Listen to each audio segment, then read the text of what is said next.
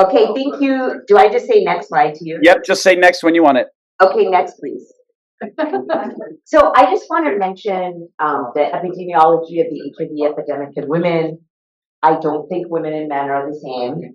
And I want to talk about underrepresentation of women in trials, including cure, and what we can do to address this. So next slide, please. So why don't you just tell me, like someone just yell out, what percentage of people living with HIV worldwide are women? Yeah, yeah, so that's really good. That is not often known in an audience. So that's really good. And next slide, please. So this is the latest statistics from UNAIDS, and this came out in July in Munich because they always, every 2 years, update their statistics. And so really 40 million people living with HIV right now. They didn't include Russia, so you have to add in those infections there. And 53% are women and girls, and 3.8% in children.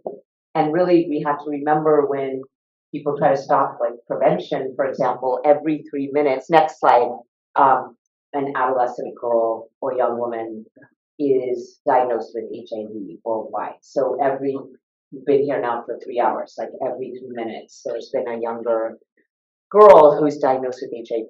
Next slide. So these were the statistics that came out from UNAIDS in 2024. So July 2024, this represents data from 2023. And what I found really hard is that, there was no reduction in new infections. So the update from 2 years ago was 1.3 million new infections, and the update from this time was 1.3 million new infections. So no decline in incidence over that period. And the same number of deaths, 630,000 deaths from AIDS last year, and that was unchanged from 2 years ago. And that was even before what's been happening over the last 2 months. So that kind of loss of commitment to AIDS and that loss of commitment to funding and was already happening, and we were already having setbacks in HIV response. Let alone the fact that there's even a comment that HIV doesn't cause AIDS or that it's caused by poppers coming back again.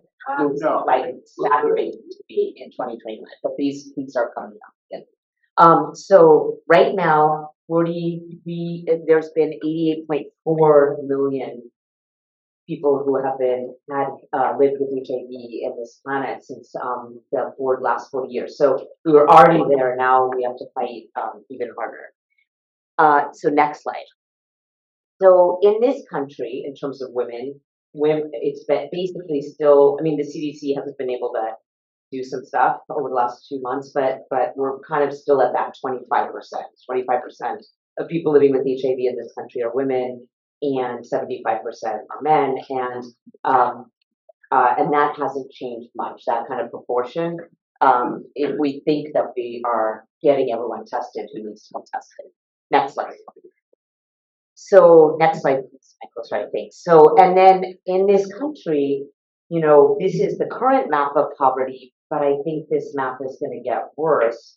And if you look at that map of poverty and you overlay the incidence of HIV or new infections, it's really the South and Southeast where 52% of the new infections were the last time these data was gathered. And so it has always, and this infection has always been along fault lines and poverty and stigma and incarceration and everything that is difficult, and all those things that are difficult are getting worse right now over the last 44 days and counting. So next slide.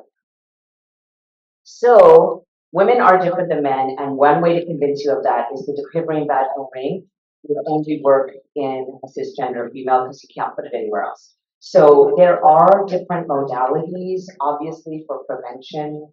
Unfortunately, right now, for prevention, cisgender women they do have some data from Purpose on TAP FTC, but it's not approved for prevention in women.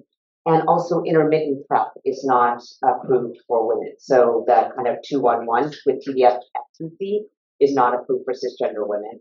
And the vaginal ring, which is approved by the WHO, is not approved by the FDA. So there was going to be a new filing because we are really getting good real world data for the ring vaginal ring in Zimbabwe and other places. But I think I don't know how quickly the FDA would review that right now. Next slide. Other things that are different are always pharmacokinetics. So that just means how drug levels look in cisgender women versus men.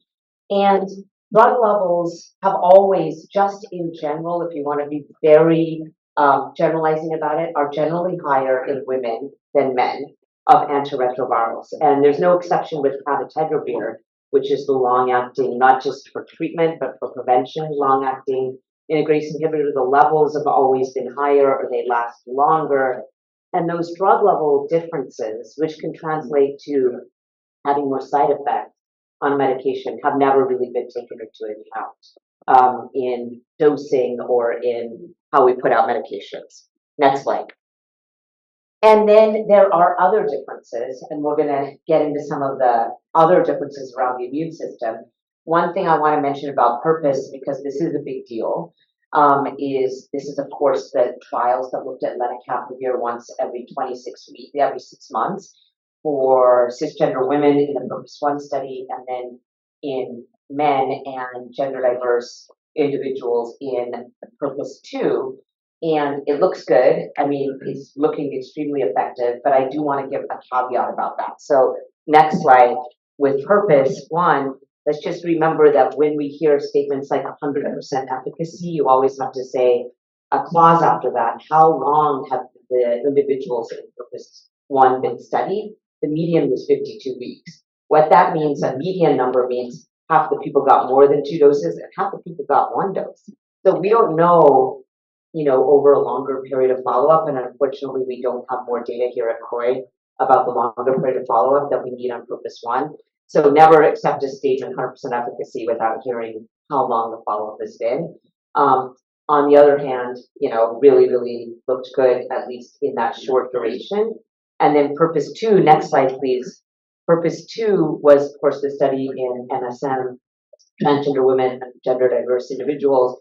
And this also looked really good. There were 2 infections out of 2180 individuals who were getting lenacapavir, but that's still very high, but again, not very long period of follow-up. And on February 18th, the FDA accepted that they will do what's called a priority review of lenacapavir so that it could be reviewed quickly. Again, I don't know what's happening at the FDA and how quickly they can review it. They can fire people. But hopefully they will. That does mean something. It'll be on a faster track process. But next slide. And then other ways that women are different than men is the side effects that we're seeing with antiretroviral therapy. This was a very big study that looked at dolutegravir with different combinations in the background, TAF FTC versus TDF FTC, and then the comparison was that old drug that we used to use, Atripla. And there was weight gain in both men and women in this study called the advanced study, but women had more weight gain and it kept on going. And so that is another indication that pharmacokinetics are different, the biology is different, that there may be different side effects on medications in men and women. And this is all leading to why we have to, in cure trials, put enough women in cure trials so that we can look at these differences in pharmacokinetics and immunology and so many other biological differences. Next slide. Oh, I think there would have been a lot of attention on Gilead at this meeting, but I think now everyone's super distracted. But I do think a lot is going to depend on the price point in this country, because if Medicaid, which again, I don't think it's going to go away, but if the current budget that's been proposed goes through, they would have to cut Medicaid, but hopefully there'll be enough fight that won't happen. But Medicaid will only put it on its formulary if there's a price point that's, in this country at least, that's that allows that to be done. And so I would really watch that. What's the price point that they're going to put? Because Medicaid has never refused an HIV medication on its formulary, but there always could be a first time if it's too expensive. Next slide. Okay, so women, are they represented in cure trials? It's getting better, but it's not great. And this analysis that was done by Rowena Johnson was actually now almost 10 years ago, so things are getting better. That it looked at only 8.3% of cure trial of women, of the people being enrolled in cure trials being women. It is definitely getting more representative, but again, that's why we need the NIH, because the NIH will always enroll groups of individuals that look like the populations that they serve. And if we rely again on industry, it's not going to be as representative. So next slide. So, and remember that it is this field, HIV, that has pushed for pregnant women to be included in trials. There's no other field that has pushed enough more than HIV to say that pregnant women, you have to actually justify why you would exclude pregnant women as opposed to justify why you wouldn't, you would include them. So the justification has to be why you would leave them out. Next slide. So other ways that women are different than men, and I'll leave you with this, and this is really around immunology and virology, and this is just a lot of data put together, but if you wanted to generalize, it does seem that women can clear some viruses more quickly. So for example, my first research paper I ever wrote, and this was so long ago, like 25 years ago, was on how women had lower viral loads with HIV. This is way before treatment than men when they first got diagnosed with HIV, and no one could really understand that. But there's a lot of estrogen and progesterone effects on the immune system and on the clearance of virus. So, for example, women clear viruses like hepatitis C more quickly than men, for example. Women have stronger immune responses. This is a very general statement to measles vaccine, hepatitis A vaccine, hepatitis B, COVID-19 vaccination than men. A lot of women got more side effects when we were doing COVID vaccines than men. And sex steroids can influence also your susceptibility to a range of pathogens. Depending on where you are in your cycle, you're actually more or less susceptible to chlamydia throughout the cycle. And then there's that other cycle, which is the life cycle. And so postmenopausal, you will have different effects from your lower sex steroid concentrations than premenopausal. So there we have to look across the lifespan and we have to look across the menstrual cycle. So, and of course that has implications for transgender women if they're on hormone replacement therapy. So just in general, if anything affects immune responses, then when we're talking about cure, then we need enough women in trials so we can look at how they're different in their immune responses. Next slide.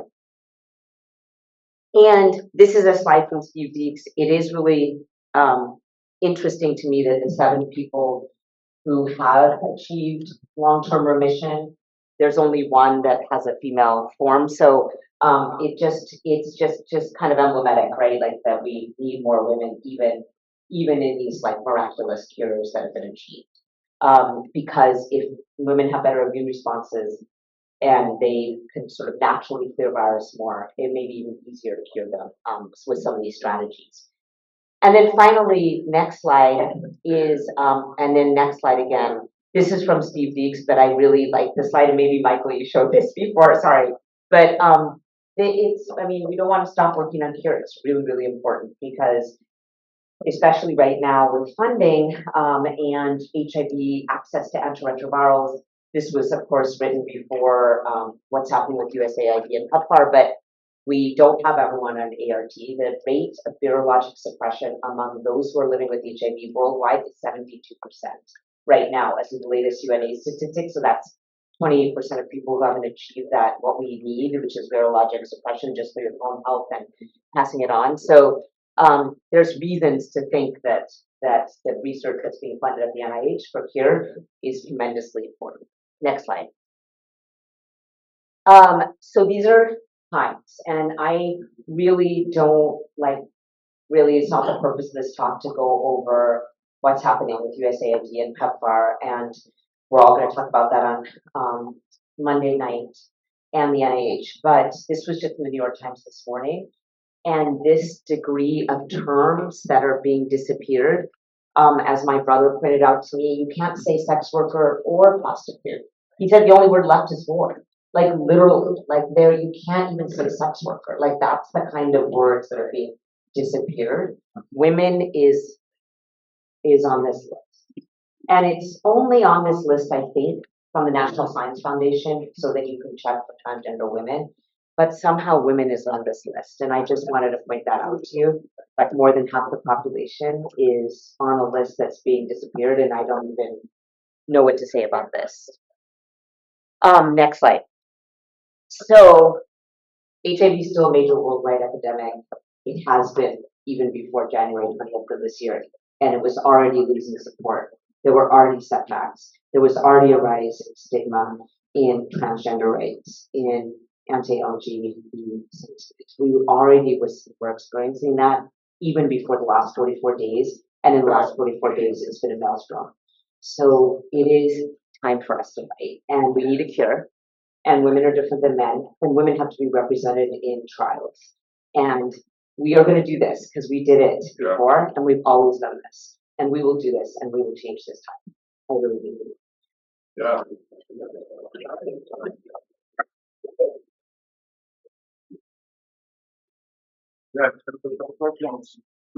Please, Michael. I can project. Please. I think it's really fascinating what we're finding out about the gender difference with women in terms of everything you showed us. Yes.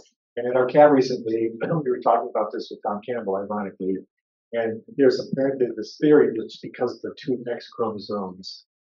Women have just two of the same, and men have an X and a Y. Yes. And apparently there's something about that missing Y that makes the women more whatever. Have you heard any of this? That's so interesting. I did write a paper on sex differences in the immune response, but it was all around estrogen and progesterone, and why that actually differs throughout the cycle. And then those hormones go down afterwards. But the effects that I was talking about in terms of the immune response are really mediated by estrogen and then progesterone, which is more varied than estrogen throughout the menstrual cycle. I didn't know about like kind of the physicality of the chromosomes, and that's really interesting because sex steroids are mediated by a number of different chromosomes. So I will look into that, and that's really yeah, it's very interesting, and that is true. Can you come to the microphone? Hi. According to my understanding, the Trump administration is, out to take away the grants related to HIV. I can explain. HIV, the grants. Yeah, I can explain at least what we know, and that's why I try to give this like what we know and what we don't know. So in terms of grant, okay, so there's, PEPFAR is funded by the State Department, and USAID is a collaborating partner with PEPFAR. So if you decimate USAID, canceling 4,600 grants out of 5,200, then PEPFAR, no matter what, even though it has a waiver, can't do the work that it has to do. So that's what to fight there. But in terms of grants, the NIH, right now, the NIH has a $47 billion budget. And $6 billion of that budget is in the particular institute that funds these cure initiatives. It's called NIAID, stands for National Institute of Allergy and Infectious Diseases. And so far, and it's only been 45 days, but so far nothing has touched the idea that NIAID won't get that same level of funding. There was a bill introduced that they want to cut NIAID into parts, and that would be very disastrous because allergy really doesn't need the same funding amount of funding that all of infectious diseases does. But it's pretty critical, and I don't actually think it's going to go through. It's been introduced twice, and first by Rand Paul and now by a Texas senator, and I don't think it's going to go anywhere. So in terms of the actual grants that are being canceled, this week, kind of a leaked report, and I don't even know how leaked it is because AI can find these words. There are 4 topics that seem to be that grants may be terminated if they include these 4 topics. And those grant topics are transgender, gender minority grants. Second is DEI, diversity, equity, inclusion. Third is climate in any way climate change. So that would be also, we have grants in our division on climate change and infectious diseases. And then the fourth is grants in China. So what's the good news and what's the bad news about that? The good news is that we've only heard of 2 grants that have actually been terminated in the country, one at University of Nevada and one at Vanderbilt. They were for sexual and gender minorities who are aging, and it was for Alzheimer's grants. They were not from NIAID, they were from something called the National Institute of Aging. But that letter was published, and so it does look like they could go and terminate these grants. And now we're all scrambling to change how we put in reporting for our grants. And we say men who have sex with men, but we don't say gay and bisexual because that latter is an identity, and men who have sex with men is a behavior. And maybe there's just the words that they're going to target. But we haven't heard of other grants being terminated, but we just got this report. The second good news, and I'm really hanging on to this, is that I think this organization, this administration is so organized. Elon Musk is so equipped with technology and AI and so forth, that if they had wanted to add other topics, like other international research, like grants in South Africa, Kenya, Uganda, the burden of HIV is in sub-Saharan Africa, that they would have done it by now. And I think the only international grants that are going to be terminated are ones in China. And that is good news for the HIV field because we need to do research in the places of the highest burden. And they've done so much damage, they're so organized, they just didn't include those terms in their search, and that's why I'm pretty hopeful about international research. The new NIH director has not started yet, and hopefully there'll be some stabilization at least from that standpoint, because we're working with acting directors and we don't, it's just confused and chaos, so maybe that will stabilize things. And that's the kind of thing we'll talk about in the rally on Friday night, that I think we really need to be very specific about what we mean by research and versus care, right? Because PEPFAR is care, USAID funded research, the NIH funds research, and there's research and there's care, and both are being threatened. Monica, may I ask a question from the chat here? Yes. So Shari was asking, do women need to have a cervix to use the ring, or could they just have a vaginal vault? It does actually go around the cervix. It will fall out if you've had a hysterectomy or the cervix has been removed. So you do have to have a cervix. Thank you. Though vaginal films, vaginal gels, those are being worked on where you don't have to have a cervix. But yeah, this one you do. It's around that cervix, the ring.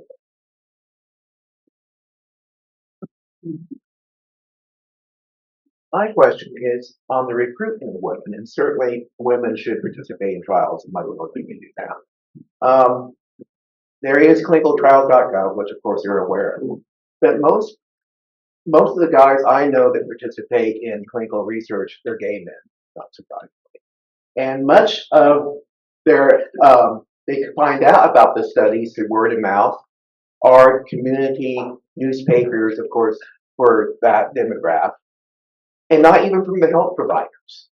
And so when it comes to women, they probably don't have quite the same close network. So it seems like one has to address those challenges of recruiting women. I mean, you're looking at 2 people here, like Rebecca Dennison and Dawn Albert, who have always, who have always tried to remedy just that by, Rebecca starting an organization that was for women, specifically living with HIV in the Bay Area, with Dawn, a lot of clinical trials work to try to get women, really led a trial that was exclusively in women with darunavir. So I do think you're right. There is still a cohort study funded, the WISE study by the NIH, that is a place where women could be gotten. And then look at the writings of these 2 individuals here, because there's a lot about how you get women into clinical trials and transportation and childcare and incentives. And we just have to listen to Dawn and we could get her to trials.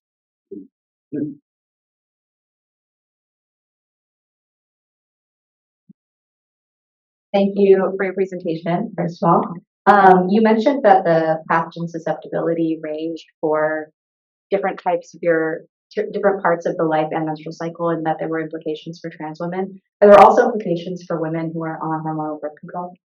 Yeah, yes, actually the form of hormonal birth control gives you such very high levels of hormones because you want to completely shut off ovulation. So there are high levels, and that would increase susceptibility. For example, progesterone increases susceptibility to chlamydia trachomatis in the vaginal tract. So during parts of the cycle, you would be more susceptible to chlamydia, and if you're on high levels of hormones or high levels of progesterone, you'd be susceptible at that time. So it's very interesting. I think it's pathogen susceptibility, clearance of virus, which has to do with the immune system already, and then immune responses, which is both clearance of the virus and also how you develop responses to vaccines.